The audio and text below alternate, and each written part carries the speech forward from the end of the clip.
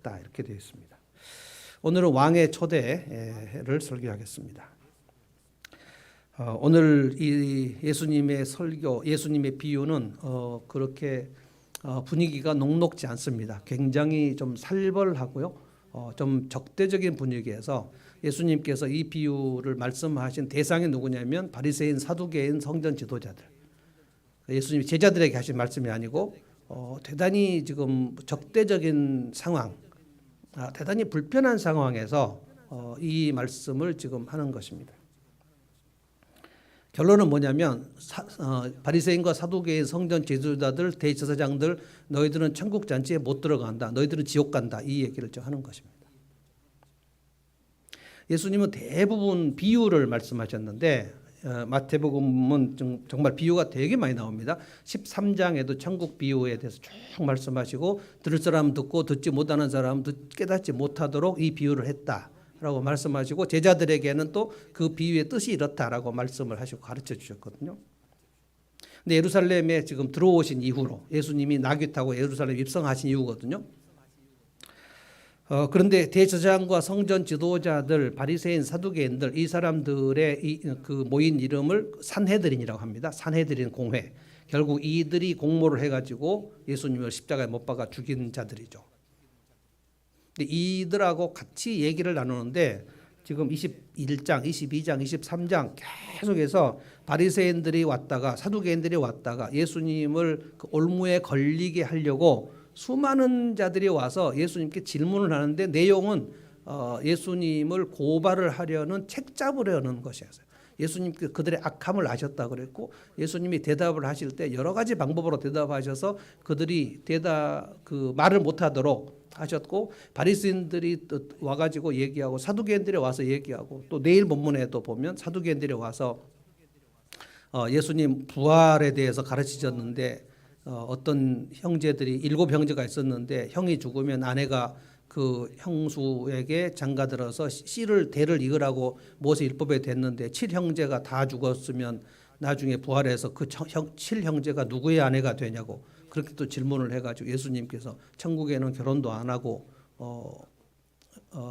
남편이나 부인이 없다. 너희가 성경을 알지 못한다. 이렇게 얘기를 하고 그러니까 사두개인들이 또 지나가면 바리새인들이 또 와서 물어보고 이 로마 황제에게 세금을 내야 됩니까? 말아야 됩니까? 라고 얘기하고 근데 오늘 22장 그리고 내일부터 이제 23장 들어가는데 여러분이 매일 성경을 계속해서 쭉 따라가다 보면 점점 분위기는 살벌해진다. 23장은 예수님께서 화 있을진저 그러니까 너희들은 저주를 받는다. 7번이나 얘기하시면서 너희들은 독사의 새끼들이다. 이 얘기를 하십니다. 그러니까 예수님과 바리새인 서기관들은 이제 서로 그 양립 불가능한 상황이거든요. 정말 이 논쟁의 분위기가 아주 불꽃이 튀깁니다. 조금도 그 사두개인들과 그 바리새인들을 무슨 편하게 해줄 마음이 없어요. 그래서 내용이 천국 잔치의 비유인데 뭐 쫓기고 종들을 죽이고 막 이런 얘기들이 나오는 거거든요. 그리고 나서 이제 아까 우리가 읽은 14절의 말씀이 초대받은 자들은 많지만 뽑힌 자들은 적다. 그 뽑혔다 하는 것은 택함 받은 자들. 그러니까 너희들은 택함 받은 자들이 아니다. 바리새인 서기관들을 사두개인들은 자기들이 지금 성전의 지도자들이고 구약 성경을 가지고 있는 자들이니까 자기들이 하나님의 백성이라고 확신을 하고 있는데 너희들은 천국에 못 간다. 너희들은 본래 하나님의 택하심을 입은 자들이 아니다.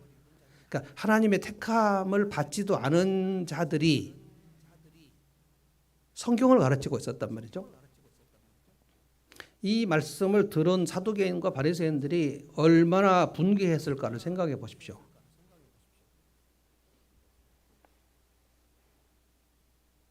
(23장) 가면 아주 예수님이 작정하고 얘기하십니다. 화 있을진저 이거를 7번 얘기하십니다. 7번. 너희들은 회칠한 무덤이다. 너희들은 독사의 새끼들이다. 너희들은 뱀들이다. 막 얘기를 합니다. 우리가 오늘 이 말씀을 읽어보면서 묵상하면서 이제 생각해야 될 것이 이게 저는 우리의 영원한 운명을 좌우하는 말씀이라고 생각합니다. 왜냐하면 내가 과연 천국 잔치에 들어가는 자인가를 이 말씀으로 이제 스스로 질문을 해보셔야 돼요. 이게 천국 잔치인데 이걸 왕의 아들의 혼인 잔치라고 그랬고, 예수님이 이 비유를 하시면서 왕의 아들은 예수님 당신이고요. 왕은 지금 하나님이시거든요. 어떤 임금이 잔치를 베풀었는데 혼인 잔치를 베풀고 결혼식 초대장을 보냈다. 그런데 이제 들어가는 잔치가 뭐냐면 신랑 신부의 혼인 잔치인데, 이 신랑이 요한계시록 7장에 보면 어린 양의 혼인 잔치가 나오거든요. 그래서 마지막 요한계시록의 끝, 예수님이 재림하시는 그 시간에 우리가 구원받은 것을 전부 그 결혼 잔치로 얘기를 했습니다. 근데 어린 양의 혼인 잔치, 어린 양은 누구냐면 예수님이시고 예수님이 신랑, 그리고 우리는 모두 신부 이렇게 지금 되어 있는데, 그때 들어가는 사람들은 요한계시록에는 그 흰 옷을 입고 들어갔다 그렇게 되어 있어요. 흰 두루마기, 그러니까 그 로브라는 것은 아주 그 흰 옷인데 약간 그 뭐죠? 저기 목사들이 입는 가운 같은, 성가대 가운 같은 그런 흰 옷을 다 입는데, 그게 예수님의 어린 양의 피로 빨아서 희게 된 옷을 입고 들어간다 이렇게 되어 있어요. 지금 이 얘기를 예수님께서 지금 하시는 겁니다. 어떤 사람이 초대를 받았을까? 어떤 사람이 택함을 받았을까? 이것을 이제 깨달아야 된다는 거예요. 근데 굉장히 놀라운 거는 초대받은 사람들이 이 비유 서두에 보면 예수님이 작정하고 얘기하신 겁니다. 초대받은 사람들이 대부분 그 초대를 거부했다 그랬어요. 그래서 초대받은 사람들은 한 명도 못 들어왔다. 거부했으니까. 그래서 두 번째로 또 다시 길가 산울가로 나가서 닥치는 대로 초대를 해라 라고 해서 그 사람들이 선한 사람 뭐 악한 사람 다 들어왔다. 그런데 그 말미에 보면 굉장히 우리가 이해하기, 일반적인 결혼 잔치라고 보기에는 너무나 이해가 안 되는, 천국 잔치는 들어왔는데, 그 결혼 잔치 들어왔는데 한 사람을 주인이 와서, 그 왕이 와서 쫓아냈다는 거예요. 쫓아내는데 슬피 울며 이를 갈미 있다. 굉장히 복잡한 얘기가 나옵니다. 이것은 지금 우리의 결혼식 피로연하고는 많이 다릅니다. 그래서 오늘 이 말씀을 들으면서 세 가지를 제가 질문할 테니까 여러분들이 스스로 답을 해보십시오. 나는 언제부터 초대를 받았는가? 여러분의 인생에 언제부터 내가 이 하나님 나라 잔치에 초대를 받았는가? 그런데 초대를 받은 이후에 언제 그 초대에 응하여 들어왔는가? 그런데 오늘 말씀에 예복을 입지 않은 자는 쫓겨난다 그랬으니까, 나는 초대를 받고 응했고 그리고 내가 예복을 입었는가? 지금 예복을 입었는가 못 입었는가, 이게 마지막 핵심입니다. 왜냐하면 예복을 입지 않으면 그 잔치에 들어와 있는데도 쫓겨났다 그랬거든요. 그러면 천국 잔치에 거절한 사람들하고 똑같은 상황인 거거든요. 들어왔으니까 다 됐을 것이다 라고 생각하고 있었는데, 잔치에서 지금 잔치상을 받고 있는 사람 중에서 어떤 하객은 주인이 와서 쫓아냈다는 거예요. 일단 초대를 받아야 되는데, 먼저 나는 언제 잔치에 초대를 받았을까? 언제부터 초대를 받았을까? 이겁니다. 자, 3절을 한번 보겠습니다. 3절. 2절부터 제가 읽겠습니다. 하늘나라는 하나님 나라, 하늘나라 같은 것입니다. 자기 아들의 혼인잔치를 베푼 어떤 임금이 비길 수 있다. 자, 3절입니다. 임금이 자기 종들을 보내 초대받은 사람들을 잔치에 불러오게 하였는데 그들은 오려고 하지 않았다. 초청장에 뭐라고 쓰였을까요? 우리 아들 왕자의 결혼식에 초대한다라고 이제 초대장, 인비테이션 써져 있는데, 예수님께서 하신 설명을 잘 들어보시면 이 초대를 받은 사람들이 초대장을 받고 오려고 하지 않았다. 같이 한번 3절 읽어볼까요? 왜 오려고 하지 않았을까? 이 생각을 해보셔야 됩니다. 3절 한번 읽어봅시다. 시작. 임금이 자기 종들을 보내서 초대받은 사람들을 잔치에 불러오게 하였는데 그들은 오려고 하지 않았다. 왜 오려고 하지 않았을까? 그러니까 거부했다는 거예요. 내가 그 잔치에 가고 싶지 않다.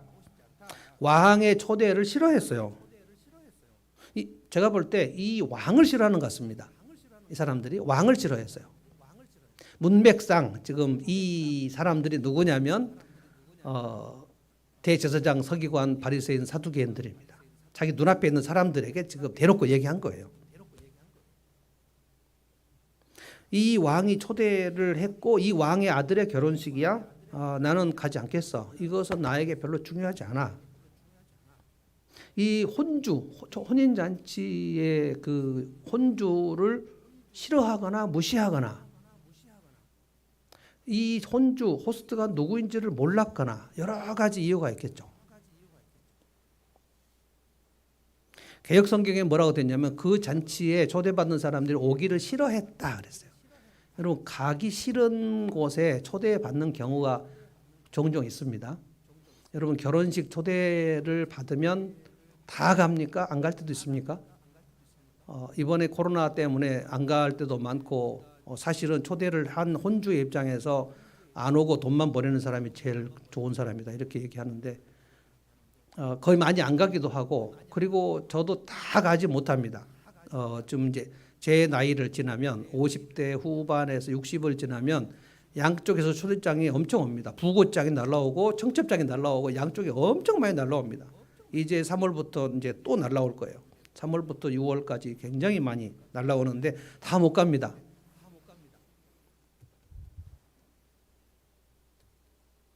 꼭 가야 하지만 이렇게 얘기하겠죠. 제가 그날 진짜 바쁜 일정이 있습니다. 이렇게 못 가는 경우도 있고요.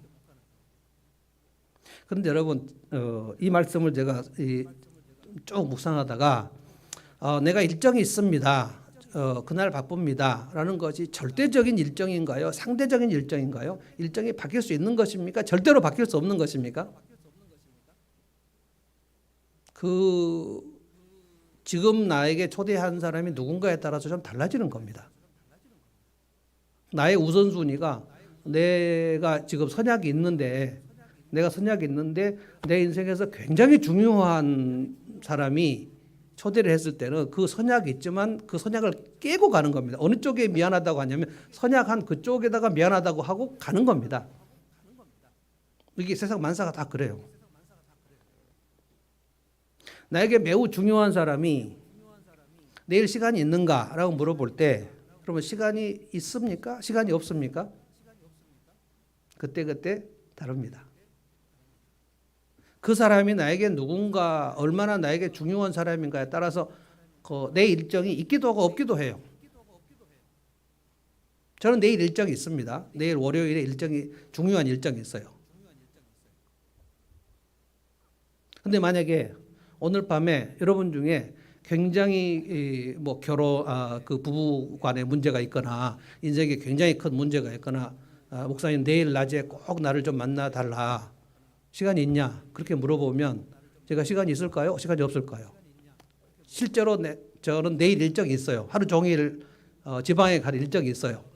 그런데 오늘 저녁에 여러분 중에 누가 목사님 제가 내일 굉장히 중요한 얘기가 있는데 좀 만나서 점심 때 얘기를 좀 하고 싶은데 시간이 있냐? 그래 물어보면 내일 일정이 저는 없어집니다.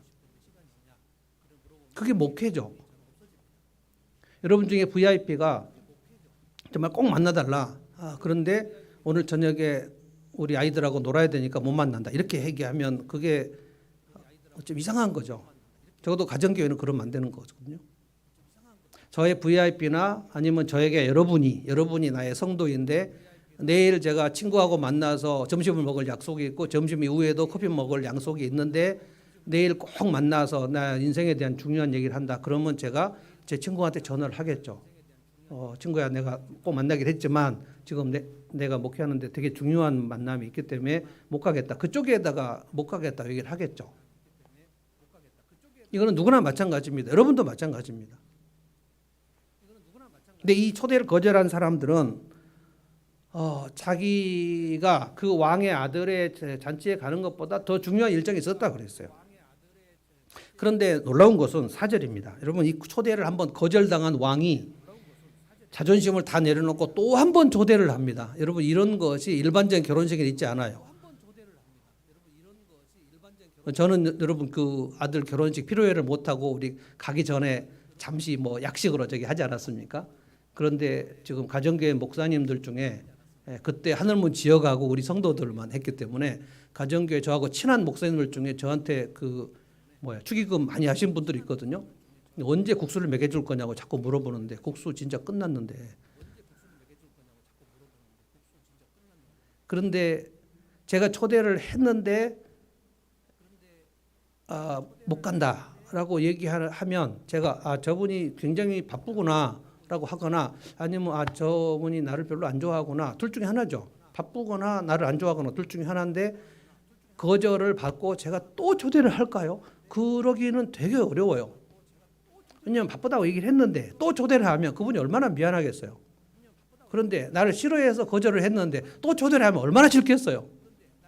그래서 한번 거절을 받으면 또 초대하기가 어렵습니다. 그런데 이거는 지금 일반적인 결혼식 잔치가 아니란 말이에요. 4절 보실래요?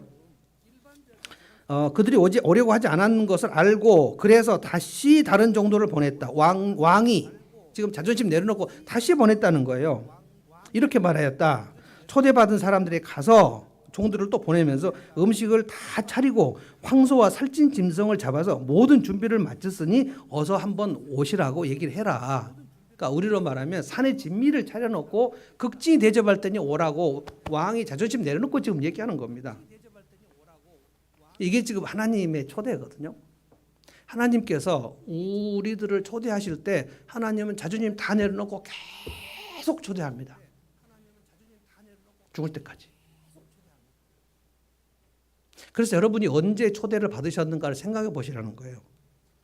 하나님은 이 초대를 받은 사람이 거절을 하는 것이 이것이 무슨 결과를 가져오는지를 알기 때문에 한 번만 초대하고 그냥 말 수가 없단 말이에요.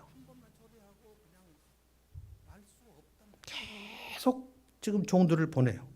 이 혼인잔치에 오는 것이 그 사람들에게 얼마나 필요한지 지금 왕이 아쉬워서 그런 게 아니에요. 이 잔치에 오지 않으면 어떻게 되는가를 이 왕은 잘 알기 때문에 그렇단 말이에요. 자, 여러분이 이 말씀을 들으면서 생각을 해보시라는 거. 언제 나는 초대를 받았나? 언제 최초로 초대를 받았나? 더 쉽게 얘기하면 여러분의 인생에서 언제 최초로 야 우리 교회 좀 가보자라는 권유를 받았는가 생각을 해보십시오. 저는 최초의 초대를 받은 게 엄마 뱃속입니다. 엄마 뱃속에 있는데 엄마가 초대를 해버렸고 초대를 한 정도가 아니고 아버지하고 어머니하고 둘이 얘는 아들이면 목사로 바친다고 소원을 해가지고 태어나니까 계속 세뇌를 시키는 거예요. 저는 그냥 초대를 받은 게 아니고 약간 그 세뇌 중 태어나 보니까 어머니 아버지 다 집사님이었고 좀 지나니까 아버지는 장로님이고 좀 더 크니까 어머니는 돌아가시면서 너는 꼭 목사 돼야 된다라고 얘기하고 그러니까 뭐 저는 막 어디 도망갈 데도 없고 아직 지금 하나님 누군지도 잘 모르겠는데 여러분 그런 상황을 여러분도 다 겪으셨죠. 교회를 나가자라고 했을 때 최초로 교회를 언제 발을 들였는가 이 생각 다 해보십시오. 그때 하나님께서 하나님 나라 잔치에 여러분을 초대하신 건데 여러분 그때 별로 아무 생각 없었을 거예요. 초등학교 때 가질 수도 있고 중고등학교 갈 수도 있고 저는 초등학교 때가 이제 60년대 70년대 그리고 중고등학교 70년대인데 그때 70년대에 중고등학교 중고등부 거기는 연회당입니다. 연회당. 그러니까 대부분 남자들이 야 교회 가자 그러면 너네 교회 여자도 이쁘냐? 다 이렇게 물어봅니다. 남자들은 맨날 그것만 물어봐요. 이쁘냐? 라고 물어보죠. 예쁜 여자들 있는가? 그러나 그것도 하나님의 초대입니다. 뭐 초등학교 때 제가 이제 전도하면서 물어보면 그 초등학교 때 뭐 그때 교회 가면 뭐 성탄절에 뭐 빵 주고 과자 주니까 갔다. 이것도 다 하나님께서 다 초대하는 것이거든요. 여러 가지 군대에 가서 뭐 초코파이 때문에 세례를 받았다 이런 것도 초대고요. 어떤 사람은 진짜로 내 장사에 좀 도움이 될까 해서 오는 사람도 많이 있고요. 하나님의 초대는 굉장히 다양합니다. 사업 망해 가서 오는 사람도 있고요. 특별히 우리 어린 시절에는 교회가 세상보다 훨씬 재미있었어요. 교회 가면 뭐 굉장히 아주 신문물이 많았고 그때 교회 주일학교는 진짜 재미있었어요. 그 교회 가야 학용폰도 받을 수 있었고 뭐 그러니까 70년대 80년대는 정말 교회가 우리나라에서 굉장히 좋은 곳이었어요. 오늘 또 배혜진 집사가 얘기를 기도를 했는데 지금 2020년에 우리나라에서 교회를 신뢰한다라는 게 10명 중에 3명이었는데 그 30%, 31%였어요. 근데 지금 코로나 딱 3년 지나고 나서 교회를 신뢰한다. 이게 21%로 떨어졌습니다. 최근 통계를 보니까 우리나라의 지금 기독교 인구, 전체 인구가 한 560만 정도 된다고 하고요. 그 560만 중에 한 200만이 지금 교회를 떠난 가나안 신자랍니다. 전에 가나안 신자가 100만이라 그랬거든요. 예수를 믿지만 나는 교회는 싫어. 이 사람이 100만이라 그랬는데 코로나 3년 동안에 100%가 늘었어요. 그러니까 하나님께서 이 왕의 아들의 혼인잔치에 초대를 하는 것은 정말 다양하고 여러분이 언제 초대받았는가를 생각해 보셔야 되는데 초대를 받았다가 계속해서 예수님을 믿게 된 사람들이 여러분들이고 가나안 신자들은 초대를 받았으나 여러 가지 이유로 인해서 교회에서 상처받고 시험 드는 경우도 되게 많았기 때문에 저에게 얘기하시는 분들 중에는 장로님이나 권사님이나 목사님이나 돈 떼먹은 돈 사기를 당한 경우도 되게 많이 얘기했어요.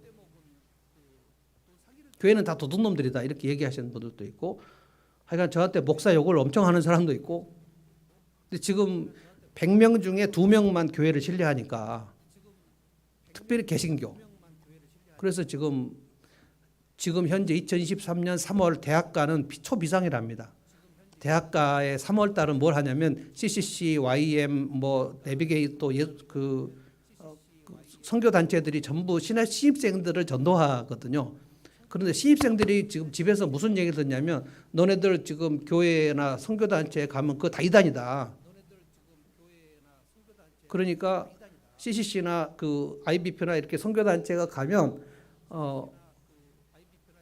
우리 이단 싫어요 이렇게 얘기를 한대요 신입생들이. 그러니까 교회에서 전도를 하려고 하고 선교단체가 전도를 하는데 이들이 싫다고 그러면서 우리는 이단 싫다고 얘기하는 거예요. 이단 사입이 싫다고. 그러니까 다 지금 이단 사입이가 되어버린 이런 상황입니다. 그러니까 이런 이유로 인해서 점점 교회에서 떠나간 사람들이 많고 그런데 하나님 나라로 생각하면 하나님께서 초대를 하셨지만 지금 거부하는 사람들이 점점 늘어나고 있는 중입니다. 100년 전 영국은 거기는 그냥 영국 국교가 기독교니까 교회나 학교에서 다 찬송가 부르고 교장 선생님이 기도하면서 학교를 시작하고 클래스 시작하고 그랬지만 지금은 형식적으로는 지금도 영국은 기독교가 국교 맞습니다. 그러나 거의 지금 사라져 버렸거든요. 그래도 영국 교회는 한국 교회처럼 영국 사람들에게 그렇게 욕을 먹거나 심하게 비난받지는 않아요. 그냥 사람들이 관심이 멀어진 겁니다. 근데 우리 한국 교회는 지금 사회로부터 엄청난 비난을 받고 있습니다. 교회와 사이비를 구별을 안 하고 싶어 해요, 사람들이.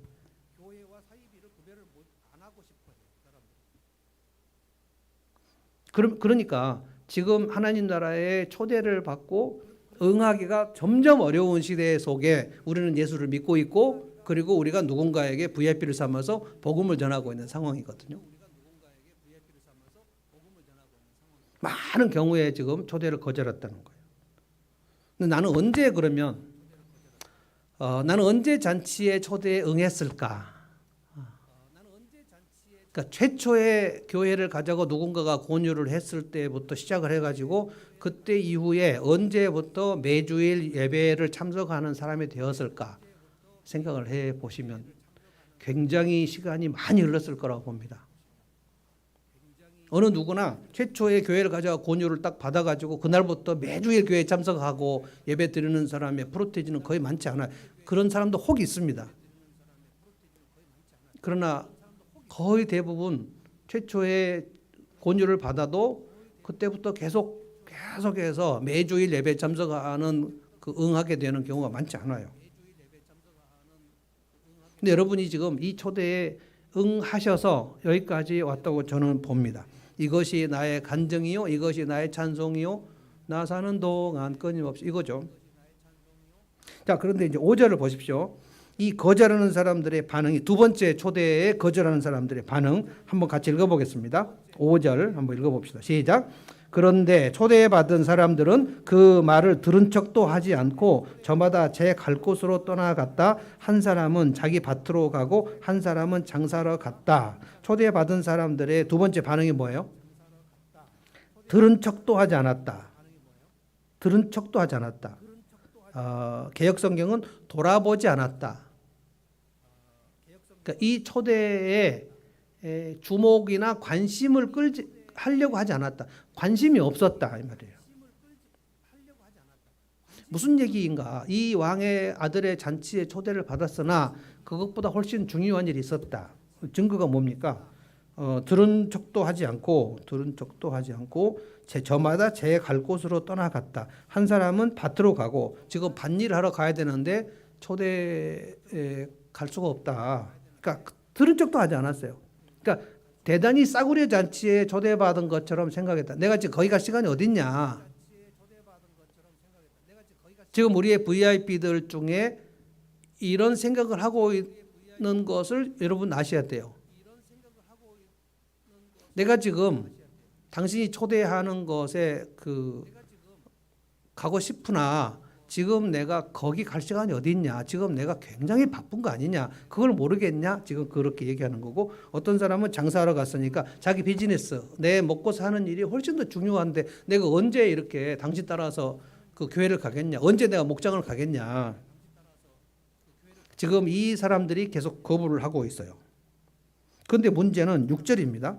6절은 대단히 심각합니다. 그리고 나머지 사람들은, 그러니까 자기 밭으로 가고 장사하러 가고 이런 사람들이 있었고, 나머지 사람들은 그 왕이 보낸 종들을 붙잡아서 모욕하고 죽였어요. 이게 이제 심각한 겁니다.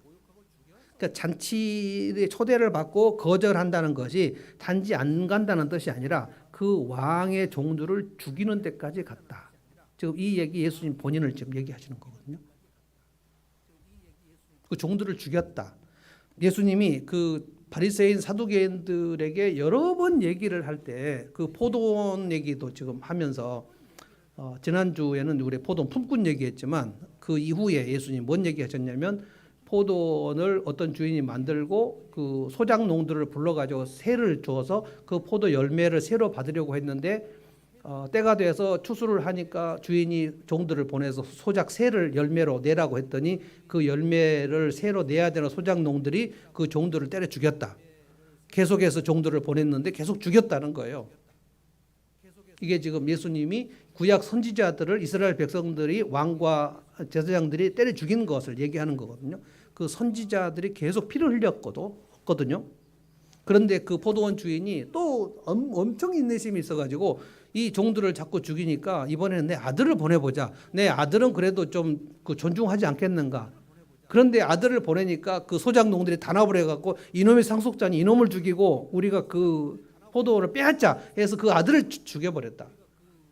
그러면 이 주인이 그 소작농들을 어떻게 하겠냐. 그 소작농들을 다 진멸하고 그 포도원을 다른 사람들에게 맡기지 않겠느냐. 예수님이 말한 그 다른 사람들이 누구냐면 세리와 창녀들이 하나님의 나라를 얻고 너희들은 빼앗긴다. 이 얘기를 했습니다. 그러니까 거의 지금 왕의 아들을 죽이는 그 문맥 속에 있는 거예요. 이것이 지금 우리의 초대를 우리가 복음을 전하려고 할 때 우리의 초대를 거부하는 우리의 지인들의 현재 모습이다라는 것입니다. 굉장히 중요한 거죠. 그래서 7절에 이 상황이 굉장히 안 좋게 지금 나와버립니다. 7절에 임금은 노했다. 결국은 이제 이 사람들 초대를 거부하고 그 왕의 종들을 죽인 자들을 멸망시키죠. 제가 읽어봅니다. 임금은 노해서 자기 군대를 보내서 그 살인자들을 죽이고 그들의 도시를 불살라버렸다. 그리고 일반적인 결혼식의 초대장하고는 정말 사뭇 다른 얘기입니다. 지금 이것이 이들이 왕의 초대를 거부하는 것이 멸망이었다는 거예요. 그러니까 그 초대장은 뭐였어요? 생명이었다는 거예요. 생명과 멸망을 그들이 선택하는데 초대를 받았을 때 응하는 것이 생명이었고 초대를 거부하는 것이 멸망이었다. 이 얘기를 지금 하는 겁니다. 그래서 제가 여러분의 여러분과 저의 영원한 운명을 좌우하는 말씀이라고 좀 말씀드린 거예요. 완전히 고민이 달라져 버립니다. 하나님께서 지금 우리들에게 계속 초대장을 보내시는데 초대장을 받고 여러분들은 지금 앉아 있고, 그러니까 언제부터 초대를 받았는가 제가 물어봤는데 여러분 마음속에 지금 다 대답이 있으시죠? 자기의 인생에서 언제 처음에 예수 믿자 또는 교회 가자라는 초대를 받았고, 그 사람이 이웃집 사람이거나 내 친구거나 누군가의 그 권유를 받고 그 사람이 좀 집요하게 했거나 아니면 좀 짜증나게 했거나 그런 경우도 많이 있기 때문에 아주 친절하게 했거나, 그래서 거절했다가 언젠가 그 마음속에 내가 이 초대에 응해야 되겠다 해서 여러분이 지금 하늘목교회 예배당에 앉아 계시는 거거든요. 근데 지금도 하나님은 굉장히 많은 사람들에게 그 인내심을 갖고 초대를 하고 또 초대를 하고, 그런데 이것이 계속 초대를 하는 것은 아니다는 거예요. 그러니까 우리의 삶으로 얘기하자 보면 우리 한 인생 중에 계속 하나님의 초대를 받았는데 계속 거부를 하고 그 인생이 끝났을 때, 그 인생이 끝났는데 그가 마지막 인생 시점이 종결돼 갖고 죽었는데 그가 하나님의 천국잔치 초대를 받지 않고 죽었다면 그 죽음으로 끝나는 것이 아니고 그는 영원한 멸망의 상태로 들어가는 것이죠. 그래서 우리가 계속 초대를 해야 될 이유가 여기 있습니다. 우리의 지인들이나 아직도 우리 그 가족들 중에 하나님의 자녀가 아닌 가족들은 우리가 이렇게 그 좀 여유 있다고 생각하시면 안 됩니다. 그들이 거부를 하든지 안 하든지 간에 이 왕은 계속 초대를 했다는 것이 중요한 거거든요. 그러면 우리가 지금 그 왕의 종들이라면, 우리가 초대에 응했다면 그들도 초대에 응할 때까지 계속 초대를 해야 맞습니다. 그것이 우리 목장에 초대를 하는 것이고, 그것이 우리가 VIP에게 섬김을 하는 것이고, 이것을 우리가 포기해 버리면 왕은 종들을 보내서 계속 초대를 해라 그러는데 종들이 중간에 왕의 그 초대 심부름을 종들이 안 해버리면 왕의 마음은 어떻게 되는 것인가? 그리고 나서 이제 8절, 9절 보면 국면이 완전히 달라져 버립니다. 이제 두 번째 초대에 응하지 않은 것을 보고 왕이 생각을 달리 먹었다는 거예요. 8절, 9절 보면 이제 아무나 데려오라고 얘기합니다. 8절, 그리고 자기 종들에게 말하였다. 그 두 번째까지 초대를 거부한 도시를 불살라 버린 이후에, 그리고 나서 다시 이제 종들에게 얘기했어요. 혼인 잔치는 준비되었는데 초대받은 사람들은 이것을 받을 만한 자격이 없다. 그러니 9절 다 같이 읽어보겠습니다. 시작. 그러니 너희는 내 거리로 나가서 아무나 만나는 대로 잔치에 청해 오너라. 자격이 있건 없건 누구든지 데려오너라. 지금 이 말의 핵심은 뭐냐면 세리와 창녀들을 얘기하는 겁니다. 예수님이 지금 사두개인 바리새인과 세리 창녀를 지금 비교하면서 얘기하시는 거예요. 너희들이 지금 왕의 아들의 잔치를 거부했니? 지금 하나님의 아들 독생자를 눈앞에 두고도 지금 바리새인 사두개인들이 지금 이 예수를 죽이려고 좀 준비하고 있는 거 아닙니까? 그러니까 이 비유는 실시간 비유입니다, 지금. 그러니까 너희들은 지금 거부를 했으니 못 들어가고 너희들은 멸망이다. 그래서 한 사람이 예수님을 믿지 않고 하나님의 자녀가 되지 않은 상태에서 그의 생명이 끝나면 그는 영원한 멸망입니다. 오늘날 많은 신학자들이 사랑의 하나님이 어떻게 지옥을 만드실 수 있느냐, 여기에 현대인들이 굉장히 호응을 해가지고 하나님은 관용의 하나님이시기 때문에 어떤 사람이라도 지옥에 보낼 수도 없을 것이다. 그리고 하나님은 어떤 방법으로라도 꼭 예수를 믿지 않더라도, 꼭 예수님의 이름이 아니더라도 어떤 사람들에게 하나님의 자녀가 되는 방법을 만드셨을 것이다. 그분이 그렇게 광대하시고 포용적인 하나님이 어떻게 지옥을 불구덩이에 만들어서 사람들 영원토록 불못에 보낼 수가 있느냐? 이것은 말이 안 된다. 그 얘기에 지금 많은 사람들이 동조하고 있습니다. 이것을 성경이 우리 정신 그 사상으로 다원주의라고 합니다. 다원주의. 다원주의는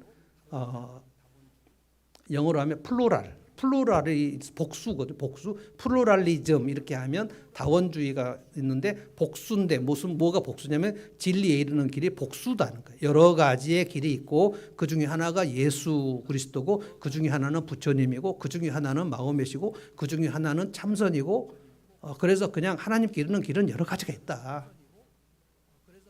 그래서 성경을 믿는 크리스찬들 중에 예수 그리스도의 배타적 진리를 주장하는 그룹은 점점 소수로 되고 있습니다.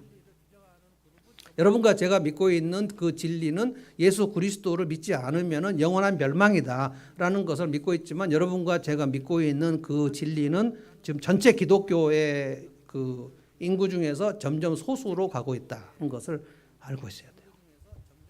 우리는 그것을 지금 믿고 그것을 지금 선포하고 그것을 전합니다. 예수님 외에는 구원받을 만한 다른 사람의 이름을 주신 적이 없다. 우리는 그것을 믿는 것입니다. 그래서 이제 종들이 큰 길거리로 나갔는데 아무나 데려왔다는 거예요. 10절. 네, 종들은 10절 봅니다. 종들은 큰 길로 나가서 악한 사람이나 선한 사람이나 만나는 대로 다 데려왔다. 그래서 혼인잔치 자리는 손님으로 가득 차게 되었다. 그러니까 보십시오. 하나님의 나라에 초대받는 사람은 그 사람들의 선이나 악의 기준을 따지지 않는다는 거예요. 이것이 믿지 않는 사람들의 눈에서 굉장히 이상하게 보입니다. 믿지 않는 사람들은 어떻게 생각하냐면 천국은 착한 사람이 가는 곳이라고 생각을 해요. 그런데 거기다 자기를 집어넣어요. 난 착한데 내가 천국에 못 가겠어? 그리고 우리가 볼 때 흉악한 사람, 흉악한 범죄를 저지른 사람은 저 사람은 지옥 가겠어. 근데 이것을 성경의 기준이 아닙니다. 성경의 기준은 착한 사람이 천국 가고 나쁜 사람은 지옥 간다는 게 아니에요. 왜냐하면 성경은 모든 사람이 다 악하다고 얘기했어요. 우리가 성경에서 말하는 그 인간을 얘기할 때는 모든 인간은 하나님을 반역했어요. 에덴 동산에서 하나님을 반역했단 말이에요. 이것을 죄성이라고 합니다. 우리에게는 죄성이 있어요. 그래서 우리 스스로 하나님 앞에 갈 수가 없단 말입니다. 근데 우리 스스로 다 죄인인데 거기가 전부 조폭 소굴인데 거기서 설거지 잘한 조폭과 빨래 잘한 조폭과 청소 잘한 조폭은 조폭이 아닌가요? 다 악한 집단인데. 그래서 이 하나님 나라는 악한 사람이나 선한 사람이나 세리나 창기나 저 사람은 세리인데 세리는 요즘으로 말하면 매국노거든요. 매국노.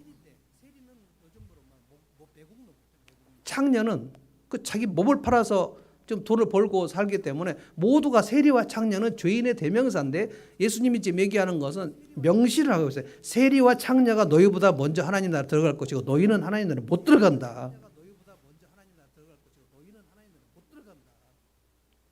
하나님은 어제까지 세리고 어제까지 창녀여도 오늘 회개하면 그거를 묻지 않으신다 그랬어요. 그러니까 누구나 데려와라는 거예요. 누구나. 자, 그래서 첫 번째, 두 번째 질문을 제가 여러분들에게 했습니다. 나는 언제부터 초대를 받았는가? 이 하나님 나라 잔치에 초대받은 것이 언제, 어렸을 적에 언제 내가 교회 가지 않은 얘기를 처음 들었을까? 그게 하나님의 부르심이었는데 여러분이 정확하게 몰랐을 수가 있지만 그건 맞습니다. 그리고 그 부르심 이후에 언제 내가 잔치상 안으로 지금 들어오게 되었는가? 지금 들어왔으니까요. 세 번째 봅시다. 11절부터입니다. 이것이 가장 민망한 장면이 아닌가 생각합니다. 11절에 임금이 손님들을 만나러 들어갔다가 거기에 혼인 예복을 입지 않은 사람이 한 명 있는 것을 보고 그에게 묻기를, 저는 그 사람이 한 명이라고 여기 비유가 되어 있으나 오늘날 한 명이라고 생각되지 않습니다. 굉장히 많은 사람들이 있습니다. 문제는 뭐였냐면 예복을 입지 않았다. 혼인 예복. 그러니까 이 결혼식 피로연에 들어가는 예복, 드레스 코드가 있었다는 거예요. 드레스 코드. 혼인 예복. 보통 이제 우리 결혼식 끝나고 피로연을 하면 우리나라도 식당에서 피로연 할 때 피로연을 우리나라는 피로연 개념이 거의 없지만 하여간 식사하지 않습니까? 식사 다 하고 있을 때 이 혼주하고 신랑 신부가 돌아다니면서 인사하잖아요. 그런 장면을 생각해 보시면 될 것 같습니다. 그래서 잔치가 지금 벌어졌는데 굉장히 많은 사람들이 들어왔고 손님들은 가득했고 그리고 산에 진미가 있었고 한참 잔치가 벌어졌고 거기에는 악한 사람 선한 사람 다 지금 왔다는 거예요. 그런데 그 혼주가 돌아다니면서 왕이 돌아다니면서 악한 사람들 불러서 너는 왜 여기 들어왔냐라고 물어본 것이 아니고 어떤 사람이 예복을 입지 않고 들어왔다는 거예요. 혼인 예복. 식장에 들어갈 때 들어가야 할 때 입는 필수 예복이 있었는데 저는 이 생각을 해본 거예요. 이것이 무슨 뜻일까? 이 상황이 되게 중요한데 혼인잔치, 그 하나님 나라 혼인잔치는 누구나 들어올 수 있었어요. 들어오십시오. 아무나 들어오십시오. 그런데 팻말이 하나 있었다고 저는 생각이 됩니다. 팻말이 뭐였냐면 아무나 들어오실 수 있는데 들어오실 때 여기서 반드시 이 잔치에 필요한 예복으로 갈아입으셔야 됩니다. 팻말이 딱 있었어요. 우리 성탄절 우리 VIP 행사할 때 우리의 드레스 코드는 뭐죠? 레드죠, 레드. 가끔 제가 볼 때 쫓아내야 되는데 생각되는 사람들이 한 사람씩 있긴 한데 하여간 뭐라도 하죠. 뭐 루즈라도 바르고 이제 들어오면 들어오는 건데 우리는 이제 빨간색인데 여기에 혼인 예복은 색깔이 아니고 예수 그리스도의 보혈, 피. 아무나 들어올 수 있었는데 그 입구에 안내문이 있었다. 이 결혼 예식은 꼭 정해진 혼인 예복이 있사오니 필히 이것을 입으시기 바랍니다. 이 예복을 입지 않으면 퇴장하실 수 있습니다. 라는 팻말이 분명히 있었을 거예요. 그런데 사람들 중에 어떤 사람은 이것을 지나쳤다. 그냥 막 들어가도 되니까 막 들어가도 되는 줄 알았어요. 선한 사람, 나쁜 사람, 죄 지은 사람 들어오십시오. 세리도 들어오시고 창녀도 들어오십시오. 그러니까 막 들어오니까 다 들어가도 돼요. 되는데 거기에 팻말이 있었는데 그것을 본 사람들은 그래? 내가 지금 죄 지어서 못 들어가는 게 아니고 다 들어갈 수 있는데 여기서 내가 옷을 갈아입어야 되는구나 하고 들어가는 시간에 입구에서 예복을 갈아입고 그 예복은 주최 측에서 다 준비하는 예복이었고 그래서 다 잔치가 벌어지고 있는데 여기 본문에는 한 사람이 자기 옷을 입고 있었다는 거예요. 그날 예복은 제가 서두에 얘기한 것처럼 요한계시록 7장에 뭐라 그랬냐면 어린 양의 혼인잔치에 어린 양의 피로 자기 옷을 빨아서 희게 된 사람들이 흰 옷 입은 성도들이라고 그랬어요. 그리스도의 보혈로 옷을 빨았는데 그 옷이 어떻게 희게 되었는가? 이것은 지금 미술로는 설명이 안 됩니다. 그 옷을 빨아서 희게 된 자. 그러니까 자기 옷을 입고는 못 들어간다는 거예요. 이것을 여러분이 생각해 보셔야 돼요. 이 왕이 지금 물어보는 것은 어떻게 여기 들어왔는가? 근데 그 사람이 말을 못했다 그랬어요.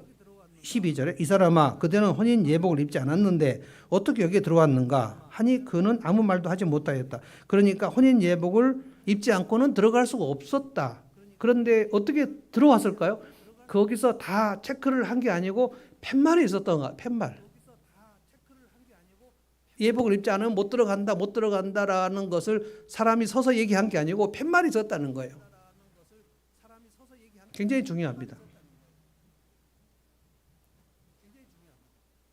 그런데 예복을 입지 않은 사람을 지금 그냥 이렇게 왜 안 입었냐 이렇게 얘기한 게 아니고 13절이 정말 이 잔치에 들어온 사람은 이렇게 취급이 되는가라고 생각될 정도로 진짜 무자비하게 얘기한 거예요. 13절을 한번 우리 무자비하게 한번 읽어봅시다. 한번 읽어보겠습니다. 시작. 그때 임금이 종들에게 분부하였다. 이 사람의 손발을 묶어서 바깥 어두운 데로 내 던져라. 거기서 슬피 울며 이를 가할 것이다. 이겁니다. 이 사람은 지금 완전히 아닌 밤중에 홍두깨처럼 청천벽력에 떨어졌는데 왕이 이렇게까지 얘기할 줄 몰랐어요. 여러분 이게 인간적으로 보면 굉장히 무자비하고 너무 말이 안 되고 너무 무례하고 너무 잔혹하고 너무 심각한 얘기죠. 왜 왕은 이렇게 엄격하고 강력하게 이 얘기를 했을까? 너무 심한 거 아닌가? 이 하나님 나라의 비밀은 정확한 것이에요. 그 필수 예복, 그것은 예수님의 피예요. 예수님의 십자가의 죽음, 그것을 우리는 대속이라고 합니다. 우리가 오늘 다시 한번 확인할 것이 이겁니다. 하나님 나라는 절대로 우리의 스스로 인간 스스로의 의로 자기 의로는 못 들어갑니다. 그래서 예수님이 가장 많이 경계하신 게 자기 의예요. 바리새인과 사두개인들이 가장 문제가 됐던 게 자기 의예요. 내가 구제하고 내가 헌금하고 내가 11조하고 내가 금식하고 그래서 자기의 의를 드러내려고 애를 쓴 사람이 그 사람이 예수 그리스도의 의로 옷을 입을 수가 없단 말이에요. 내 의인가 예수 그리스도 의인가 이거예요. 그래서 예수 그리스도의 보혈이 나 대신 죽으신 것이 분명하다라는 것이 믿어지고 마음으로 믿고 입으로 시인하는 이 두 번의 작용이 있어서 그가 예수를 믿는 것입니다. 교회를 다니면 다 예복을 입는 것이 아닙니다. 이 잔치를 보면 들어왔는데 거기에 예복을 입지 않은 사람이 있었다는 거예요. 저는 교회 안에 예수 그리스도의 보혈의 신앙 고백이 분명하지 않은 사람이 많이 있는 것을 알고 있습니다. 꼭 뭐 우리 교회만 그렇다는 게 아니라 제가 보면 그냥 목사의 촉으로 저분은 예수님을 실제로 믿고 거듭난 것이 아닌 것 같다. 아닌 것 같다. 제가 확언할 을 수는 없어요. 아닌 것 같다.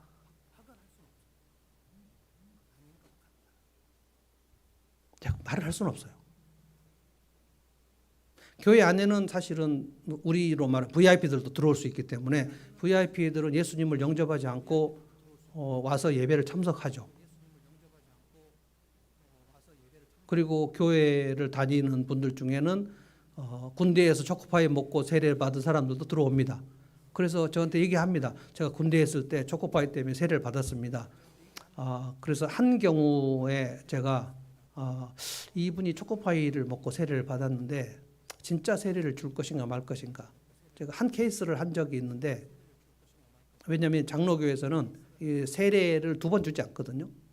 세례를 2번 주는 것을 제세례라고는 제세례. 이것은 침례교에서 침례교 중에서 제세례파가 따로 있었어요. 근데 제세례파에 대해서 침례교가 굉장히 위험한 집단으로 하고 있어요. 그래서 장로교는 그가 세례를 받았다면 그가 예수 영접은 다시 할 수 있을지 몰라도 예수 영접을 안 하는 것은 세례보다 훨씬 더 위험한 것이죠. 로마 가톨릭은 세례를 받으면 구원받는다고 그렇게 가르치는 것 같습니다. 그런데 우리 개신교는 세례를 받으면 구원받는 게 아닙니다. 예수님을 영접한 표로 세례를 받습니다. 그런데 저는 언제 초대를 받았는가 생각해 보니까 나면서부터 초대를 받았는데 교회 잔치상에 계속 들어가서 계속 밥을 먹고 예배를 계속 20년간 드렸거든요. 초대에 응했어요. 초대를 받았어요. 응했어요. 그리고 언제 나는 예수의 그 보혈을 깨달았는가. 전 대학생 때, 고등학교 때까지 저는 거듭나지 않았습니다. 예수님의 십자가에 대한 생각이 가슴속에 절절하게 감사가 일어나는 건 없었고 그냥 배워서 교리 문답으로 배워서 우리 입교를 했거든요. 저는 또 유아세례를 받아가지고 세례도 못 받았어요. 유아세례를 받아 입교를 합니다. 입교를 할 때 장로님들 쭉 모여가지고 저희들 이제 성경 테스트 해가지고 시험 봐가지고 저는 입교를 받았어요. 예전에는 다 그렇게 했습니다.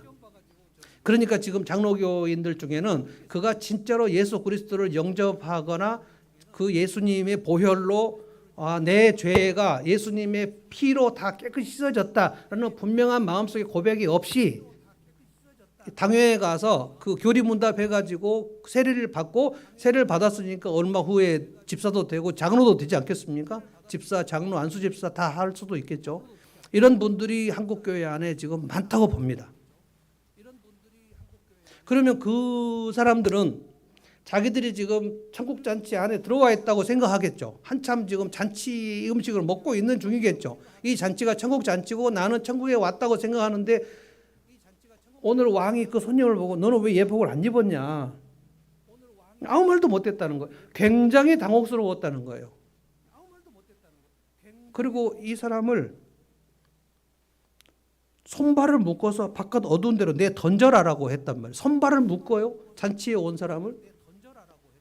어느 결혼식 피로엔 혼주가 그렇게 할 수가 있습니까? 이거는 하나님 나라를 지금 얘기한단 말입니다. 그러니까 그가 예수 그리스도의 보혈에 대한 분명한 신앙 고백이 없이 집사가 되고 장로가 되는 경우에 그는 마지막 날 손발을 묶어서 던져버리는 일, 그래서 천국 잔치에 못 들어오는 일이 발생할 수 있다. 지금 이 얘기를 하는 겁니다. 저는 예수 믿지 않고 집사가 얼마나 될 수 있다고 봅니다. 목사는 그가 신앙 고백을 하면 세례를 주거든요. 그리고 예수를 믿지 않고 거듭나지 않은 상태에서 열심히 헌금 생활도 할 수 있습니다. 기도 생활도 할 수 있습니다. 주여 주여 할 수 있습니다. 그러면 그가 봉사를 많이 하고 헌금도 하고 열심히 교회 예배 참석을 하고 그러니까 이 사람이 집사가 되거나 장로가 될 수가 있어요.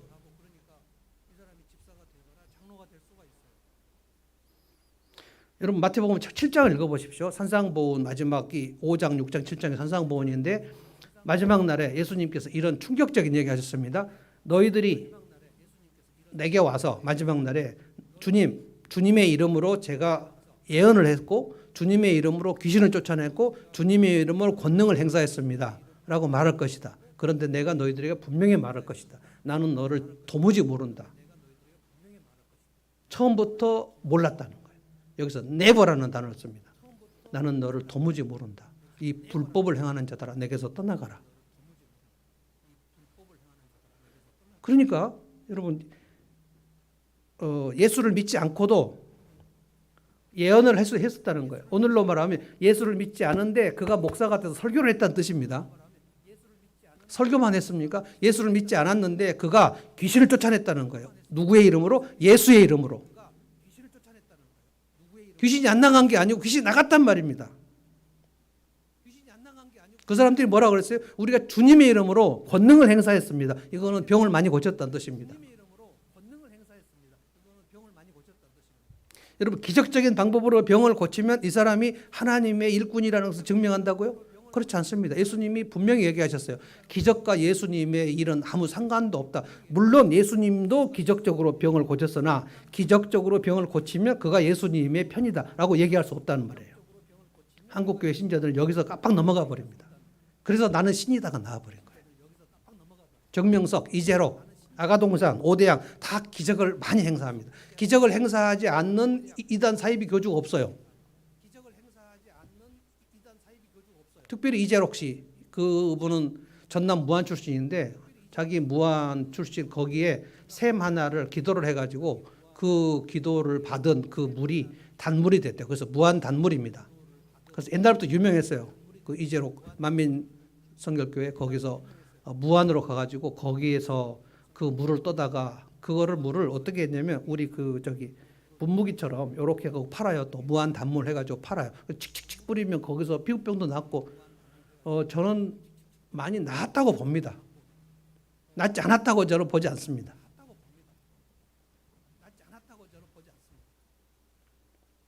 여러분 나주 성모 기적은 아십니까? 나주에 있는 성모 마리아상에서 피눈물을 흘리고 거기에 그 유향이 떨어져 가지고 원래 그분이 미장원 아줌마였는데 그분이 제일 먼저 그것을 발견해 가지고 그 나주 성모 마리아 거기가 카톨릭이에요. 거기는 또 카톨릭 이단이 되어 버렸습니다.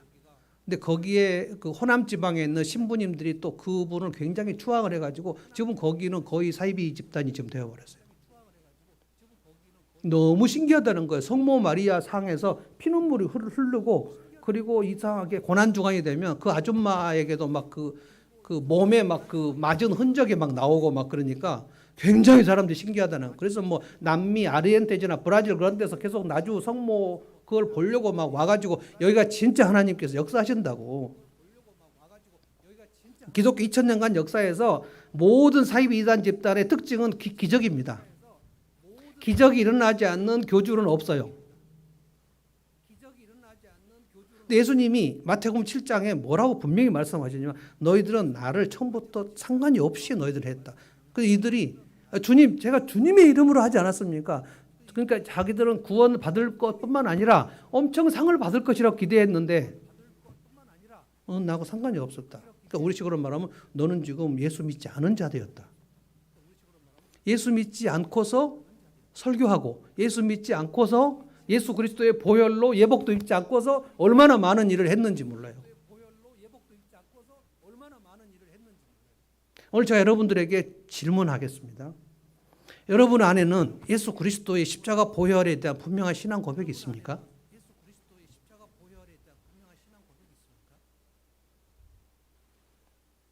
이것이 분명하면 오늘 제가 설교는 더 나아가지는 않겠습니다만 이 믿음이 분명하면 두 가지가 증거가 나오는데 그것이 회개와 순종입니다. 예수를 믿은 지 10년이 지났으면 진짜 그 예수님이 십자가 보혈로 그가 죄를 구속받고 대속받은 증거가 있으면 그 사람은 분명히 자기가 지난날에 지은 죄, 어제까지 지은 죄를 회개하고요. 그리고 오늘 순종하고요. 그래서 예수님의 성품, 하나님의 성품으로 변화된 증거가 그가 예수 믿은 증거입니다.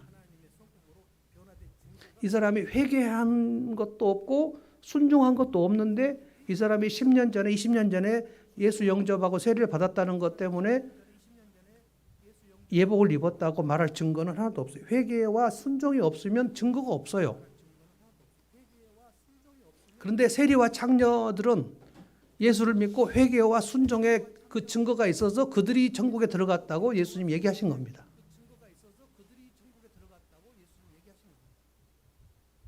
그래서 오늘날 한국교회 안에 예수 믿는 사람이 이렇게 많은데 왜 성도들이 그리고 예수 믿는 장로들이 국회에 이렇게 많은데 판검사가 예수 믿는 판검사들이 이렇게 많은데 왜 이렇게 기독교는 전 국민의 20%밖에 지지를 못 받을까? 근데 그들이 과연 기독교인일까? 그들이 십자가 보혈로 예복을 입었을까? 그들은 예복을 입었을까요?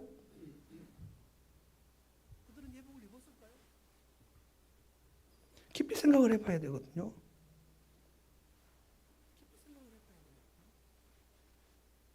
오늘 잔치에서 쫓겨난 사람이 교회 안에 있었던 사람이라는 거예요. 교회 안에 있었는데 거기서 활발히 많은 활동을 하던 사람입니다. 뭐 여전도회를 했는지 남전도회를 했는지 전도 특공대를 했는지 아니면 교회에서 일을 많이 했는지 주체장정대를 얼마나 했는지 굉장히 많이 할 수 있었다는 거예요. 근데 예수님께서 그 사람이 내 피로 구원받지 못한 사람이다. 왕이 그를 내쫓으라 그랬단 말이에요. 여러분 제가 이 시간 세 가지를 다시 한번 물어보겠습니다. 여기에 아멘 하실 수 있으면 아멘 하십시오. 여러분은 혼인잔치 초대를 받으셨습니까? 언제 최초로 받았는가 생각해 보십시오. 이거 꼭 우리 목장 모임 때 꼭 나눠보십시오. 언제 내가 최초로 누구로부터 교회 갑시다 라는 얘기를 들었는가. 그리고 그때 바로 갔는가 아니면 10년 후에 갔는가 계속 거절하고 내가 이 일 저 일 바빠서 못하고 있다가 어느 날 그 음성이 크게 들려가지고 내가 갔는가. 갔으면 두 번째 질문입니다. 여러분은 그 하나님 나라 잔치에 초대 응하셨습니까?